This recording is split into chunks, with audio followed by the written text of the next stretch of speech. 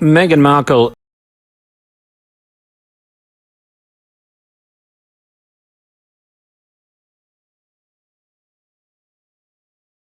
says sadness for Prince Harry, scrambled with his own, relief for Meghan already back in Canada, bitterness for the two who were only waiting for public support from the royal family long before they rushed their departure for North America. Privileged confidant Amit Kirby, royal columnist of Harper's Bazaar, echoes this.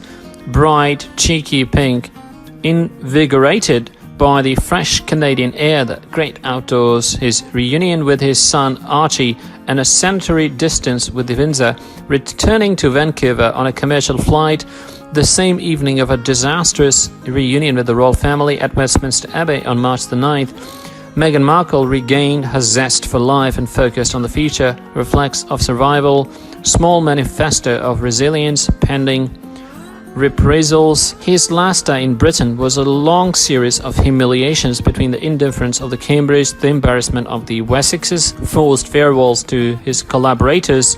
A few moments earlier, in a long online paper from Harper's Bazaar magazine revealing the behind the scenes of this starter pot organized in Buckingham, the royal columnist Amit Kirby, very close to the Sussexes, reveal reports what particularly nourished a feeling of waste among crown rebels. A few days before the reunion of Westminster, Elizabeth II invited Meghan and Harry to Windsor in order to reassure them about their places in the royal family despite their official emancipation from March 31 last Monday. When taking this place for the service celebrating the Commonwealth, Prince Charles, who had already taken the trouble to speak with Harry, smiled well at Meghan's stepdaughter, whose energy he long admired and modernity. But for Meghan, the bitterness is all the greater, like a taste of too late.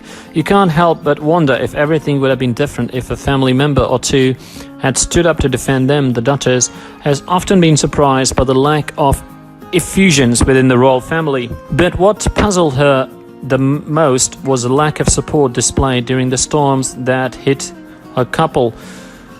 They knew something had to change, but something they wanted to continue serving the Queen. One cannot help but wonder if everything would have been different if a family member or two had risen to take their defense during the worst hours, writes Amit Kirby as a spokesman for Meghan, whom he has known for years. Last October, Harry's wife had already suggested herself that she would have appreciated having news of her when she had just given birth, and that the tabloid press redoubled her aggressions towards her in the documentary Harry and Meghan, An African Journey. Should she take it out on herself, Sophie de Wessex, among others, extended a hand to her. Also refused when she had just joined the firm. The Sussexes themselves have multiplied the bad signals by wishing too quickly to emancipate themselves from Kate and William, and worse, by leading a lavish life little in line with their big speeches. Difficult for the Queen, irreproachable during her last 68 years of reign.